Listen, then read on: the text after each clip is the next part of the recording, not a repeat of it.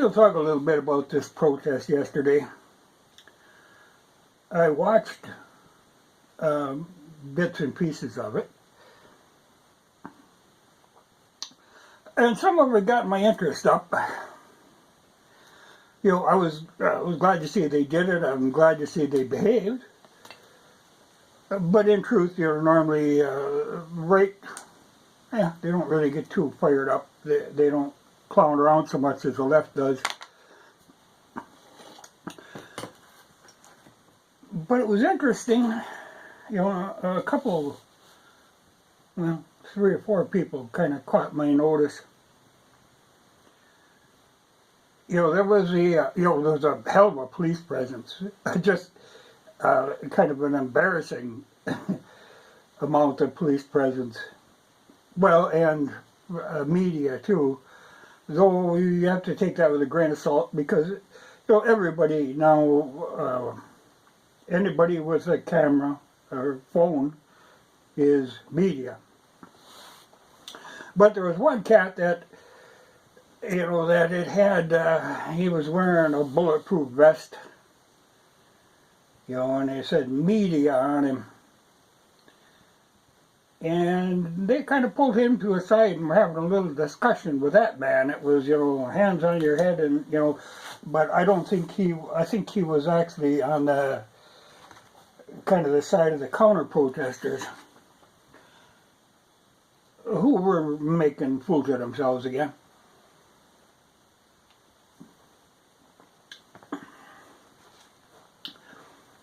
In fact, there was one. Well, this guy with the bulletproof vest, they ushered him out of there, but I never got really a clear story on what was going on with him. But the people claiming to be media can sometimes kind of try to instigate things, and in fact I saw that going on where, you know, there'd be some left-wing kook, and he would try to find somebody who he could get riled up, you know, and then bring him over there and turn him loose, you know. And most people weren't taking that bait, but they tried. But the one cat was, you know, one of your counter-protesters, dressed in a weird garb and acting completely insane, you know, even hollering and carrying on and just being weird. And people were kind of avoiding him, except for the media who were following him, like, you know, or the people claiming to be media. It was funny. I mean, there was a lot of phones going on. But it brings up an interesting point I'll get to later. But anyway, it was funny because that guy was trying to cause trouble all over, but he wasn't getting anybody to bite. But there was a point in there then when he walked over and he was talking to a couple of cops, you know, dressed in their full Darth Vader gear. You know, it was really overkill on the police side, but, you know, they got new toys and they got to play with them. Though it was a hot day and I would have think they'd have been cooking in all that gear, but, you know, everybody else was wearing t-shirts, and there's these people, including short little women, with this whole, they look like trolls out there with this big garb on. Well, anyway, this guy goes over, he's talking to a couple cops, and when he's doing that, he's completely lucid. You know, he's not acting weird. You know, it's like he just turned it off.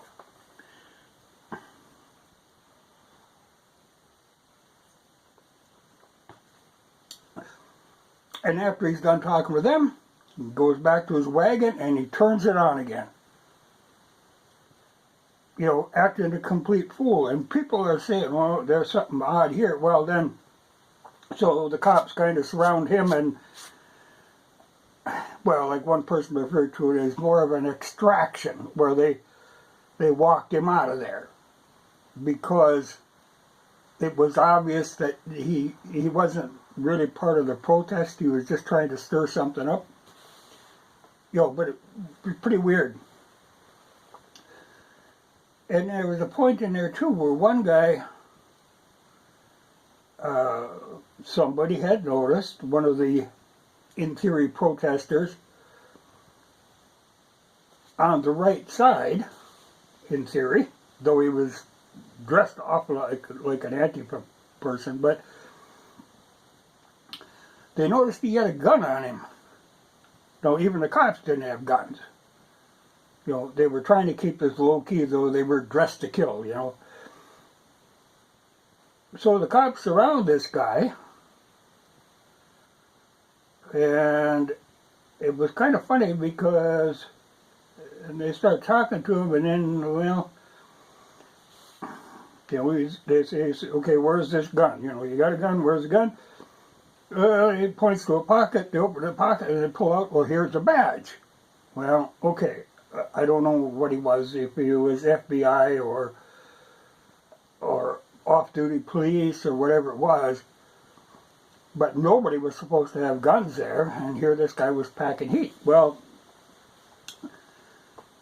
so then they didn't, it's the surprising thing, they didn't even, take the gun away from the man, but they ushered him out of there. But again, it was like an extraction because his cover was blown and you might as well pull him out of there. But like I said, there was all these cameras going on all the time. It would be very interesting, and it wouldn't be that difficult at all if you had this footage, to go back and kind of follow the trail of that man, what he'd been up to. He was rather distinctive because of the glasses he was wearing, though, like I say, he was masked and all this. But I think any halfway decent recognition software could pick him out of the crowd, and you could follow his every movement. It would be interesting to know what he was up to. Obviously no good, but it was interesting. I'll have to see, maybe more of this video of this will come out, but since it didn't turn out the way they were hoping, I mean, that the left was hoping that, it would be a riot again, that's what they were all praying for. More headlines, more people arrested. In fact, awful lot of people, like on Twitter, their comments were, they should have arrested them all. For what? And they were saying, this is such an impressive show of police force. Well, yeah, but that's a two-edged sword. Like these people now are geared up. They weren't before. I mean, all their stuff was obsolete and locked away and in disrepair. They got all new gear now, and they're itching to use it. Like I said, the right very seldom protests, but the left does all the time. Now, all this fancy gear is going to be used on the left. It isn't going to be used on the right because, like I said, they don't really protest. So, I would think they would hesitate to say, well, this is a really good thing. In a way, it's good because they went at this whole hog. They brought out everything. Except the firearms. They did manage to, control them. Though a lot of them wanted to, they talked them into not using the firearms. Because they obviously didn't need them. I mean, there wasn't anything going on. They didn't need any of that gear they had. If they'd have just been in uniform, people would have respected it. It would have been fine. But they had to go whole hog. And in a way, that could come back to bite them because it's kind of showing their hand. Because now you know what they got. You know what the force is composed of. They showed their cards. So if the time ever does come, which is not impossible, that they need to be taken down, people know what they're up against now. So, in a way, it's okay, when you can peek at somebody else's cards, that's a good thing. makes things a lot easier.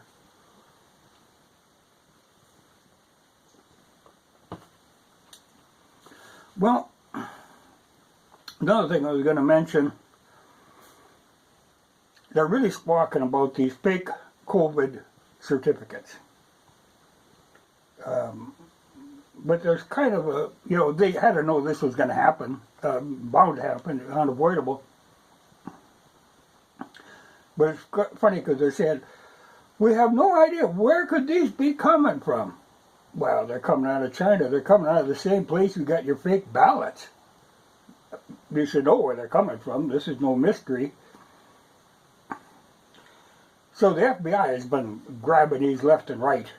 Shipments of them coming in from China. Just a steady stream. But they did the same thing with the fake ballots. They were intercepting them all the time. But then they want to claim, what? No fake ballots. Alrighty. No fake COVID IDs then. They all got confiscated. But there's a regular booming market in them.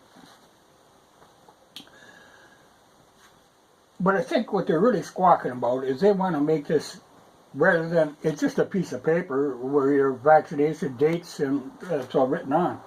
Anybody can fill it in. They really want to come up with a digital method of doing this. So this would have to be on your phone, though even that's a little risky. Could easily be counterfeited. That's not a big thing either. But I think what is leading us toward is the infamous chip, where you will either be implanted or you will have to carry a card that has the chip on it. Though, there again, the chip can be played with. You can, any of these, like your credit cards and stuff, they can be modified. That's not that big a deal. In fact, I think I have the software around here someplace to do that. They're not a mystery, so the Chinese could easily do that. But I think that's what they're angling for. If they could implant something, like they do with dogs, that you're registered, that you could track them. I think they'd really like to do that. And some people would be perfectly willing, so. Well, what I'm up to today, other than seeing how this other stuff all shook down, I've got, this is that LaFon 150. Part of the deal when I got that Honda 125, I traded 2 cases of beer for 2 motorcycles. And this brand new LaFon was part of that deal. And it's basically a Honda clone, sorta. Though they did weird things on these. It's a Chinese motor, and China's got to do weird things. How originally all the motorcycles had these Phillips head screws on the covers, which were a nightmare unless you had that hammer type impact. Boy, as a kid, my first motorcycle, they drove me nuts, man. They were so boogered up. But then they all went to Allen heads, which is great. An Allen is the way to go for these side covers. And for any of the engine bolts and screws. But China went a different way. They actually used these weird little hex head. And they are a bugger to work with. And then a lot of them are really recessed a long ways back, so you can't really get a wrench on them. It has to be a 1/4-inch drive socket and a very thin wall one, which you have a good chance of breaking. So I'm going to strip all of them out of there. And I bought the Allen kit. Like this is for the right crankcase cover, which would be this cover. And I'm hoping I can match these up with the Honda. These are actually for a Honda, but I'm hoping at least the majority of them I'll be able to, they're pretty standard length. You know, so I'm hoping I'll be able to, yeah, like that's the one right there for that one. But they make these for all kinds of bikes. And this one I just got this set yesterday that is the motor mount bolts. You know, and they're a stainless Allen. So I'm getting ready to put this Lafon in that other frame to make that Franken bike.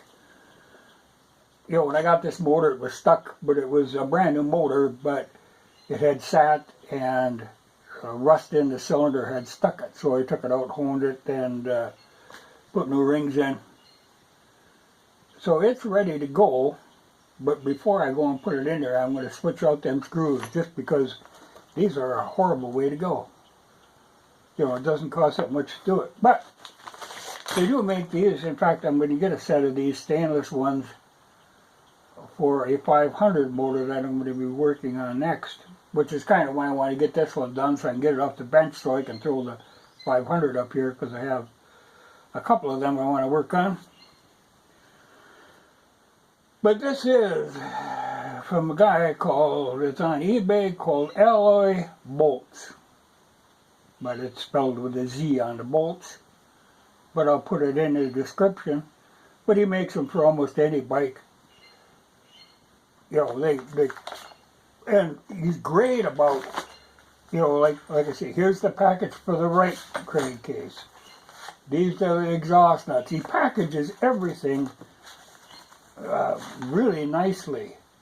Crankcase bolts. You know, instead of just giving you a whole pile of bolts and you got to sort it out, he's got them labeled. And he is from the free state of Florida. But I was glad to get these, you know, because normally you're dealing with bolts that are going to rust, and, you know, to have good stainless. The one, there is a caution someplace about when using stainless bolts into a aluminum, though God only knows if this is aluminum, I can't figure out what it is. It really, it's some kind of pot metal that they use, but it really reminds me of that like plastic trim with like a chrome plating that you used to see on the dashboard of like old Chevys and stuff, you know, from like the 60s and 70s. 70s and 80s, you know, it's got a weird tint to it. And it seems heavy enough, but it's just odd material. But you're cautioned to use, they come with washers. You know, normally like on my Yamahas, they're Allen bolts, but they don't require a washer. These are cautioned to use the washers with them, which makes sense, makes them less likely to stick on you. But that's what I was going to mention. Well, these things are horrible little things. I had a heck of a time getting it apart to try to match up a wrench that would actually fit in there to get them out of there. So as long as I got the motor out before I put it back in, I'm going to switch all them bolts out. But I'll put his eBay name in the description. But I'm going to have to order some more, you know, even a couple sets for the 500 Yamahas. Stainless is just a nice way to go. Like, you know, because boy, I tell you, as a kid, boy, them Phillips just caused me nightmares. You know, because at the time I didn't have an impact. And usually by the time I got a bike, you know, I wasn't buying anything new. So when I got them, they were already all boogered up. So you end up taking a chisel and kind of making a square for a flat screwdriver to go in there. Or there are times when I've had to actually chisel the head of the bolt off, or the screw. And then once you get the cover off, you can get on there with a vice grip. But, you know, they were unpleasant to deal with. So everybody went to Allen's, except for the Chinese. For some reason, They went with these weird little puppies. But I can get rid of them. And then I can get that in that frame. Now that I got new motor mount bolts. But then, I had a whole pile of wiring for this thing because this thing came with electric start. Which, you know, I don't know, maybe I could rig it up without the electric on it. Because it just makes things complicated, but there's a lot of wiring here, and Chinese wiring is always a nightmare. You know, like everything has always got to be, it's just crimped, it is never soldered. You know, it's just, all of the connectors are as cheap as they can be. You know, they aren't a standard type connector either. They're an odd little unit that don't look like they could carry much voltage at all. So that's going to be interesting. But I'll have more to say about wiring one of these next days. And even like this controller, now they've got a choke mounted up. You know, because I actually bought a separate, you know, nothing came with the motor but the motor and with the frame it was in. But there are these generic controls for LaFon stuff. And this is one of them. And it's got this choke up on the handlebars, which is weird. A lot of little weird controllers. So it's going to be a nightmare sorting that wiring out, but it can be done. I'd really like to leave the electric start off, but the thing is designed for electric start because it's designed to fit in a wide variety of things. But I want to put this together for kind of a trail bike. You know, it's a Honda frame that I'm putting it in, but I'm using a Suzuki RM running gear. You know, just cobbled together out of other bikes. But going together well, I have to make one little slight modification to mount this LaFon in there, but it's designed to replace a Honda motor, so it's not that much of a deal. It's even got a key, which I sure as hell don't need, and I don't know where I'm going to have to mount that. But it's designed that it could even go into some of them small four-wheelers, you know, that everybody has to have. So it's a kind of a generic replacement. But at least I can cure this problem. That's one step further. Then I'll get it mounted in there, and then I'll start with this wiring nightmare. But once you get off the bench, then I can start on the 500 stuff. Well, I got all kinds of stuff to do. But I thought I would just give you some thoughts on that protest. I'm afraid, since there was nothing that went on, really, it isn't going to be covered much by the news, which is unfortunate because if you're ever going to get some justice for these people that have been locked away all this time, the news media's got to pick it up if they don't want to. You know, to them, it's just hunky-dory. Like I said, a lot of them, lock them all up. Anybody at this last protest, lock them up. But Black Lives Matter, well, in fact, and that crazy guy with the wagon that he was dragging around, had all kinds of stuff. It had a placard on it, and there was all this BLM stuff on there, and, you know, he was a weird dude. But there's always, I mean, anytime, because there was a guy there that I have to wonder about too, that was a younger kid, really, he kind of was pretending that he was on the right side, but boy, he sure looked like a left-hand one to me, but he was wearing some coonskin cap, and he was kind of trying to emulate that nut with the horns. You know, there's some people just crave attention. So, I don't know. You know, I think people were just, you know, keeping away from him. But I would like to see a kind of a montage of where that guy that had the gun, what he was up to. It would be so easy to do, you know, because the videos were constantly on. It really is ridiculous when there's something going on and everybody is filming it.